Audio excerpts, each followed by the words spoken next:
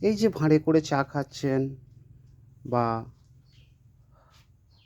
ভাঁড়ে করে রসগোল্লা নিয়ে যাচ্ছেন বা দই খাচ্ছেন, একবারও ভেবে দেখেছেন এই ভাঁড়টা কীভাবে তৈরি হয়? দেখুন, এই মেশিনের মাধ্যমে ভাঁড়গুলো তৈরি হয়। তৈরি হওয়ার পরে এগুলো রোদ্রে শুকানো হয়।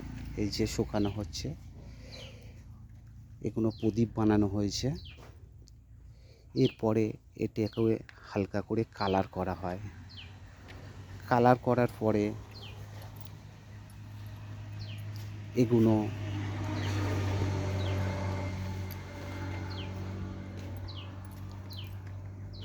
আঁচে পোড়ানো হয়।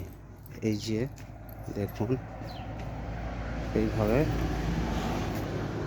পোড়ানো হয়।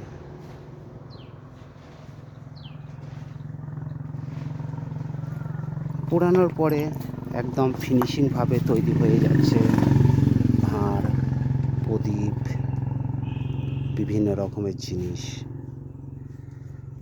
দেবীঘট, মাটির সমস্ত রকম প্রোডাক্ট তৈরি হয়। পারলে এই শিল্পীটার জন্য একটি লাইক দেবেন এবং বন্ধুবান্ধবদেরকে শেয়ার করবেন।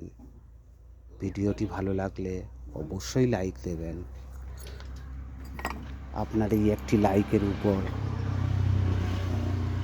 এই শিল্পী বা কারিগরের তার কাজের মনোপবিত্তি অনেকখানি বেড়ে যাবে।